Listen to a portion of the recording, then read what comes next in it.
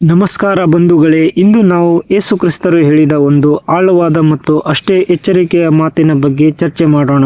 ಅನೇಕ ಬಾರಿ ನಾವು ನಮ್ಮ ಜೀವನದಲ್ಲಿ ಒಂದು ಕೆಟ್ಟ ಅಭ್ಯಾಸವನ್ನು ಅಥವಾ ಪಾಪವನ್ನು ಬಿಟ್ಟು ಬಿಡುತ್ತೇವೆ. ನಮಗೆ ಅನಿಸುತ್ತದೆ, ಅಬ್ಬಾ, ಈಗ ನಾನು ಶುದ್ಧನಾದೆ ಎಂದು. ಆದರೆ ಅಲ್ಲಿಗೆ ಮುಗಿಯಿತೆ? ಪವಿತ್ರ ಶಾಸ್ತ್ರ ಗ್ರಂಥವಾದ ಮತ್ತಾಯ 12:43-45ರಲ್ಲಿ ಒಂದು ಭಯಾನಕ ಸತ್ಯದ ಬಗ್ಗೆ ಯೇಸು ವಿವರಿಸುತ್ತಾರೆ. ಒಂದು ದೆವ್ವ ಮನುಷ್ಯನನ್ನು ಬಿಟ್ಟು ಹೋದ ಮೇಲೆ ಏನಾಗುತ್ತದೆ? ಅದು ಮತ್ತೆ ಯಾಕೆ ಮರಳಿ ಬರುತ್ತದೆ?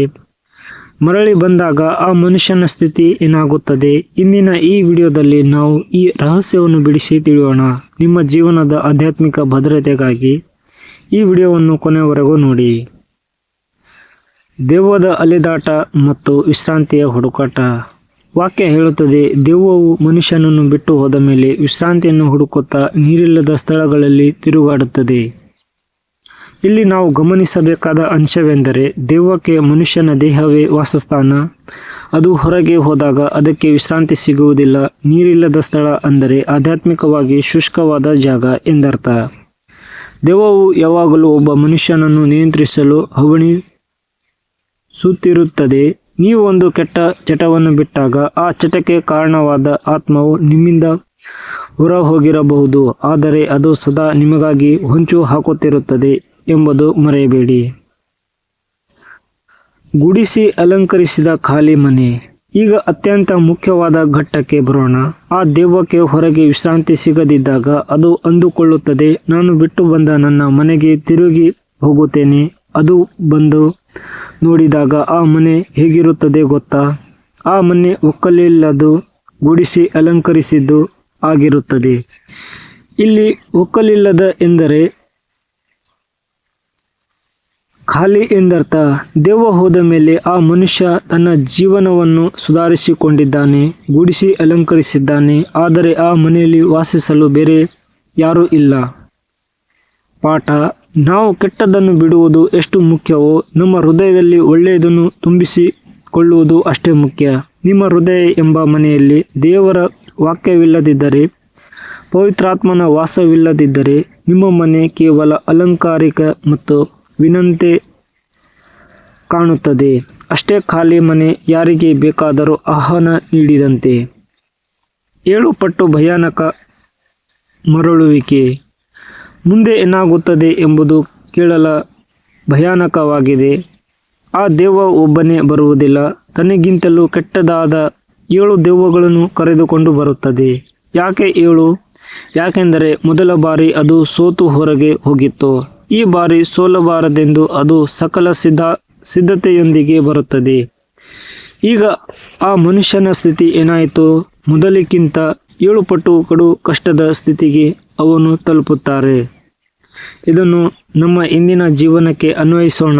ಒಬ್ಬ ವ್ಯಕ್ತಿ ಕುಡಿತ ಬಿಡುತ್ತಾನೆ, ಆದರೆ ಮನಸ್ಸನ್ನು ದೇವರ ಕಡೆಗೆ ತಿರುಗಿಸುವುದಿಲ್ಲ. ಸ್ವಲ್ಪ ದಿನದ ನಂತರ ಅವನು ಮತ್ತೆ ಕುಡಿಯಲು ಶುರು ಮಾಡಿದಾಗ ಮೊದಲಿನಿಗಿಂತ ಹೆಚ್ಚಾಗಿ ಕುಡಿಯುತ್ತಾನೆ. ಅವನ ಜೀವನ ಮೊದಲಿಗಿಂತಲೂ ಹಾಳಾಗುತ್ತದೆ. ಒಮ್ಮೆ ಸುಧಾರಿಸಿ ಮತ್ತೆ ಬೀಳುವುದು ಅತ್ಯಂತ ಅಪಾಯಕಾರಿ. ಈ ಕೆಟ್ಟ ಸಂತತಿ ಎಂದರೆ ಯಾರು? ಯೇಸು ಕೊನೆಯಲ್ಲಿ ಹೇಳುತ್ತಾರೆ, ಇದರಂತೆ ಈ ಕೆಟ್ಟ ಸಂತತಿಗೆ ಆಗುವುದು.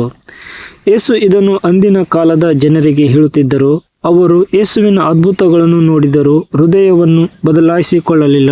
ಕೇವಲ ಮೇಲ್ನೋಟಕ್ಕೆ ಧರ್ಮವಂತರಂತೆ ಗುಡಿಸಿ ಅಲಂಕರಿಸಿದ ಮನೆಯಂತೆ ಇದ್ದರು, ಆದರೆ ಒಳಗೆ ದೇವರು ಇರಲಿಲ್ಲ. ಇಂದು ನಾವು ಸಹ ಹಾಗೆ ಇದ್ದೇವೆಯೇ? ಚರ್ಚೆಗೆ ಹೋಗುತ್ತೇವೆ, ಪೂಜೆ ಮಾಡುತ್ತೇವೆ, ಮೇಲ್ನೋಟಕ್ಕೆ ಒಳ್ಳೆಯವರಂತೆ ಕಾಣುತ್ತೇವೆ, ಆದರೆ ನಮ್ಮ ಒಳಗೆ ಕ್ರೋಧ, ಅಸೂಯೆ, ಹಠ ತುಂಬಿಕೊಂಡಿದೆ. ನಮ್ಮ ಹೃದಯ ಖಾಲಿಯಾಗಿದೆ. ಹಾಗಿದ್ದರೆ ಎಚ್ಚರ. ಉಪಸಂಹಾರ ಮತ್ತು ಪರಿಹಾರ. ಹಾಗಾದರೆ ಪರಿಹಾರವೇನು? 1. ನಿಮ್ಮ ಮನೆಯನ್ನು, ಹೃದಯವನ್ನು ಕೇವಲ ಗುಡಿಸಬೇಡಿ, ಅಲ್ಲಿ ದೇವರನ್ನು ಪ್ರತಿಷ್ಠಾಪಿಸಿ. 2. ನಿಮ್ಮ ಮನಸ್ಸು ಖಾಲಿ ಇರಲು ಬಿಡಬೇಡಿ. ದೇವರ ವಾಕ್ಯ, ಪ್ರಾರ್ಥನೆ ಮತ್ತು ಸತ್ಕಾರ್ಯಗಳಿಂದ ಅದನ್ನು ತುಂಬಿಸಿ. 3. ಪವಿತ್ರಾತ್ಮನು ನಿಮ್ಮಲ್ಲಿ ವಾಸಿಸುವಂತೆ ಅನುವು ಮಾಡಿಕೊಂಡಿ. ಆಗ ಯಾವ ದೆವ್ವವು ಮರಳಿ ಬರಲು ಧೈರ್ಯ ಮಾಡುವುದಿಲ್ಲ. ಬಂಧುಗಳೇ, ಕೇವಲ ಪಾಪವನ್ನು ಬಿಡುವುದು ವಿಮೋಚನೆಯಲ್ಲ, ದೇವರನ್ನು ಅಪ್ಪಿಕೊಳ್ಳುವುದೇ ನಿಜವಾದ ವಿಮೋಚನೆ. ನಿಮ್ಮ ಹೃದಯವೆಂಬ ಮನೆಯಲ್ಲಿ ದೇವರ ಪ್ರಕಾಶವಿರಲಿ. ಈ ಸಂದೇಶ ನಿಮಗೆ ಇಷ್ಟವಾದರೆ ಮತ್ತೊಬ್ಬರಿಗೂ ಶೇರ್ ಮಾಡಿ. ದೆವ್ವಗಳಿಗೆ ಜಾಗ ಕೊಡಬೇಡಿ, ದೇವರಿಗೆ ಹೃದಯ ಕೊಡಿ. ಧನ್ಯವಾದಗಳು. ಪ್ರಾರ್ಥನೆ. ಹೃದಯದ ಶುದ್ಧೀಕರಣ ಮತ್ತು ದೈವಿಕ ರಕ್ಷಣೆಗಾಗಿ.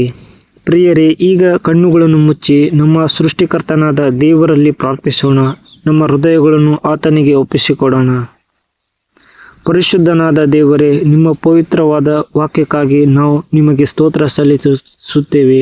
ಸ್ವಾಮಿ, ಈ ದಿನ ನಾವು ದೆವ್ವಗಳ ಮರಳುವಿಕೆಯ ಬಗ್ಗೆ ಮತ್ತು ಮನುಷ್ಯನ ಅಧೋಗತಿಯ ಬಗ್ಗೆ ತಿಳಿದುಕೊಂಡಿದ್ದೇವೆ. ಹೌದು ಕರ್ತನೇ, ನಾವು ಅನೇಕ ಬಾರಿ ನಮ್ಮ ಜೀವನದ ತಪ್ಪುಗಳನ್ನು ತಿದ್ದಿಕೊಳ್ಳುತ್ತೇವೆ, ಕೆಟ್ಟ ಚಟಗಳನ್ನು ಬಿಡುತ್ತೇವೆ. ಆದರೆ ನಮ್ಮ ಹೃದಯವನ್ನು ನಿಮ್ಮ ವಾಕ್ಯದಿಂದ, ನಿಮ್ಮ ಪ್ರೀತಿಯಿಂದ ತುಂಬಿಸಲು ಮರೆತು ಬಿಡುತ್ತೇವೆ.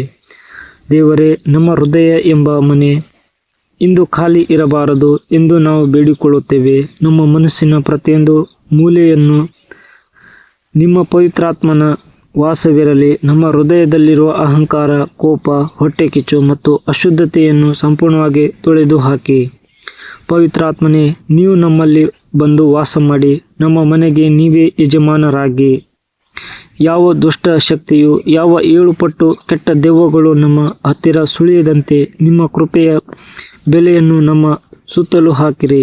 ನಾವು ನಿಮ್ಮ ವಾಕ್ಯದ ಮೇಲೆ ಕೇಂದ್ರೀಕರಿಸಲು, ಪ್ರಾರ್ಥನೆಯಲ್ಲಿ ಬೆಳೆಯಲು ಮತ್ತು ಯಾವಾಗಲೂ ಜಾಗರೂಕರಾಗಿರಲು ನಮಗೆ ಬಲವನ್ನು ನೀಡಿ. ನಿಮ್ಮ ಪ್ರಕಾಶವು ನಮ್ಮಲ್ಲಿ ಇರುವಾಗ ಯಾವ ಕತ್ತಲೆಯೂ ನಮ್ಮನ್ನು ಆವರಿಸದು ಎಂಬ ನಂಬಿಕೆ ನಮಗಿದೆ.